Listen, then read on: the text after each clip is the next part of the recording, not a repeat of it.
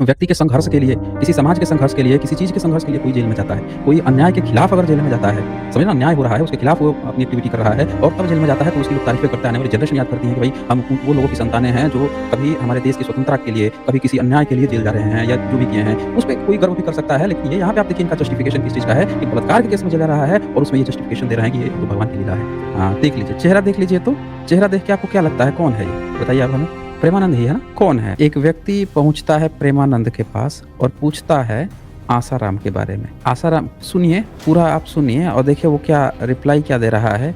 प्रेमानंद को लोग सोचते हैं कि बड़ा अच्छा आदमी है, बड़ा अच्छा आदमी है, लेकिन एक सोचिए कि आसाराम जिस पर बलात्कार के आरोप है, बलात्कारी जिसको कहा जाता है, उसके बारे में ये बंदा क्या बोलते हुए पाया जा रहा है, ज़रा सुनिएगा ये। बाबा मैं श्री आशाराम बापू जी से नाम दीक्षा ली थी। मेरा भजन अच्छा चल रहा था, पर उनके जेल जाने के बाद मेरी श्रद्धा पर आघात हो गया। उसमें क्वेश्चन में क्या पूछा जा रहा है कि आसाराम पे एक बिलीवर जो है, जो अपने को तथाकथित ब्राह्मण हिंदू जो भी है, ये पहुँचता है प्रेमानंद के पास और जाके क्या कहता है कि देखिए मेरा ना आसाराम पे बड़ी श्रद्धा थी, बहुत भयंकर श्रद्धा थी और आसाराम को सज़ा हो गई है बलात्कार केस में और या जेल गया हुआ है। वो बहुत सारी लड़कियों ने या जितनी भी लड़कियाँ हैं जो है उस पर आरोप लगाई हैं, सत्य पाया गया है।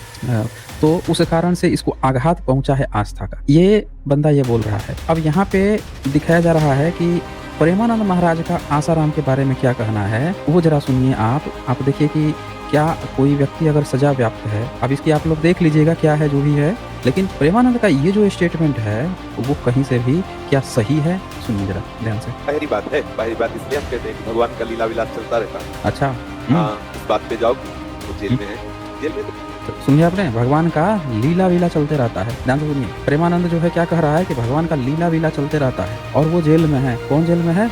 आसाराम जेल में। समझ रहे? मतलब आसाराम जेल में है तो ये भगवान की लीला चलती रहती है भाई साहब।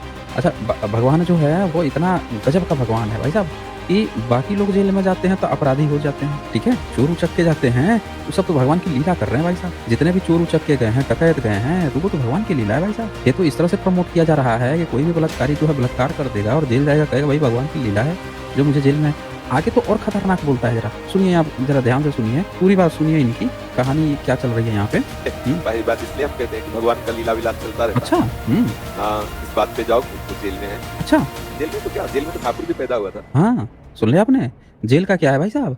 जेल में तो ठाकुर भी पैदा होता है, समझ रहे हैं? जेल में ठाकुर पैदा हो जाता है भाई साहब। अब बताइए आप हमें कि जेल में ये ठाकुर पैदा कर रहे हैं, जेल में ठाकुर पैदा हो जाता है, इसीलिए वो बात तो भूल जाओ भाई साहब। सुन रहे हैं आपने कहानी इनकी? मतलब वो जेल में गया है, उस पर वो लगा हुआ है, बलात्कार की सज़ा चल रही है और ये क्या बोल रहे हैं कि भाई साहब ये तो भूल जाओ, अब वो तो भगवान की लीला है।